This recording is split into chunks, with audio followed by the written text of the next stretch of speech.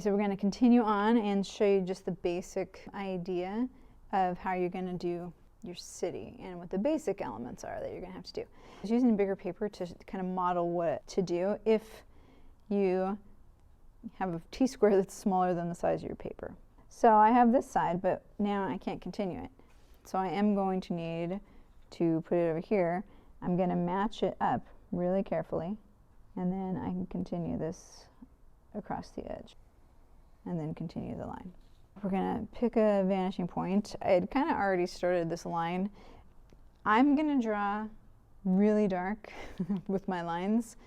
You need to not do that. I'm drawing darker and more obvious so that you can see my marks. You want to draw as light as you can on certain parts. So this is what I mean by it. Say I'm going to make a building over here. To make my building, I need to make a rectangle or a square. So I'm going to make a taller kind of building. It's on the horizon line. The first edges of where your building is going to be, feel free to draw these a little bit darker. But that part there, I will have to make sure I erase. So once I go down here, I'm going to get that. Part of the reason why you have to start with lighter lines is that if this is my building, as long as there's a building in front of the horizon line, I can now erase this. Do not erase your whole horizon line. Do not erase your vanishing point. You need it for grounding and making sense of your buildings. But for now, I can make my edges go to the vanishing point of my building. This is where you want to kind of start thinking, how far do I want my building to go backwards? I don't have to draw my guideline all the way to there. I only have to draw my guideline how far I want the building to be. So if I line this up and I say, you know what, my building's only going to be about that long, I don't have to continue it. Kind of match up about the same amount from here to where I think they're going to match. And then when I come in here and finish off my building, then I only have to erase this a little bit instead of all those lines. Once again, the horizon line disappeared behind my building, so now I can erase that. All right, so this is, say, building number 1. You may want to start with a street. You may want to start with a building. It's kind of up to you, whatever makes more sense.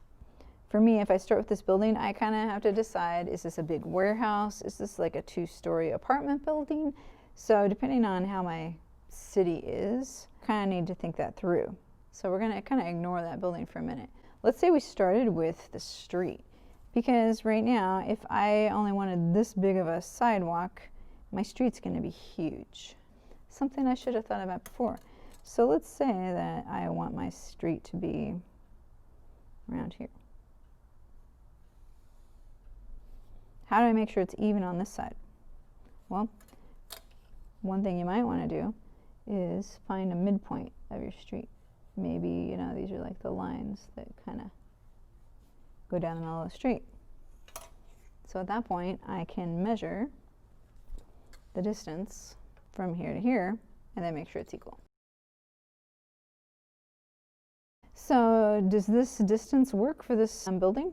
Sure, absolutely. Maybe this is a 2-story building, maybe this is part of a restaurant, and you know, there might be like a little bit of a courtyard area in front of it. Don't feel like you have to draw all people and all those details, but in terms of scale, this still works. It can be set apart from the street. It doesn't have to be like, you know, a sidewalk right going onto the edge of it. Here's another question. What if you want it to look like you have a corner of this street? So let's come back to this. Let's say I want it to actually look like there's a driveway or a street that you could turn onto. So I'm going to erase part of this. What we haven't talked about is like a gutter to where your street looks 3D. Let's say I want this to look like there's actual like gutter that you could step up to the curb.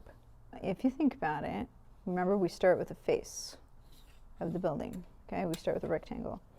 Right now my gutter, this becomes my rectangle.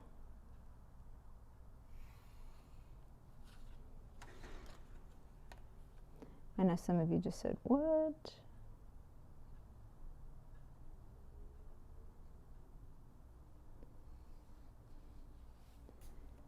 So now it looks like if you were walking along, you can move up here.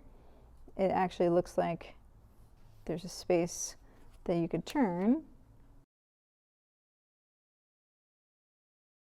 So the big thing here is this, you know, to move up. And then I kind of did it real quickly at the end there. If I want this to stay consistent, this line and this height here, I'm using that same line here, because if you think about it, that's how we did the top part too. You need to have a few buildings, you need to have a street, and then you need to have some details. We're going to go over some details in the next video, but just real quickly to finish off the basics, you need to have some doors and windows on your buildings. So anything, here's the general rule. You used perpendicular and parallel lines to the rise line. You made a box here, a rectangle. Anything on this part is going to be another box. So what I mean by that is if I'm making a door,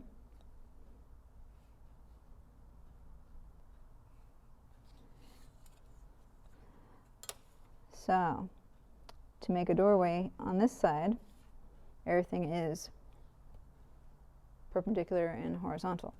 To make windows or a sign or anything like that,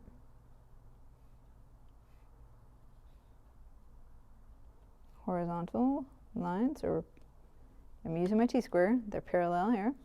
So remember, basic rule of one-point perspective, every line that I make is either going to be used with the T-square perpendicular or horizontal, or it'll be angled, which we're going to get to in a second. Let's say these are my windows. It looks like a face in my house. Let's say we needed a door or windows on this side. Okay, to make this part of the building, we made vertical lines, and then the top and the bottom go to the vanishing point. So it's the same formula for doors and windows. If I want to make windows on this side, I'm going to make vertical lines.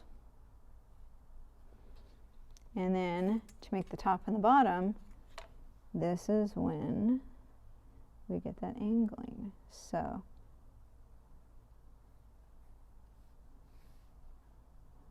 we're going to take the top and bottom, and it angles to the back. So this side that started out as a rectangle, everything on it is going to still be rectangle.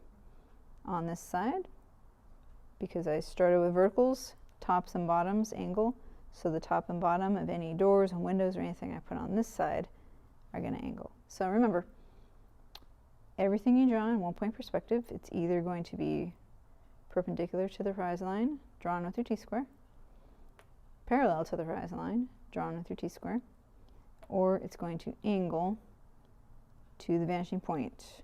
If it's above eye level, it'll angle down. When it drops below eye level, it angles up. If it's on the horizon line, if it's even, then it'll be straight. Those are your basics. We'll get to some details in the next video.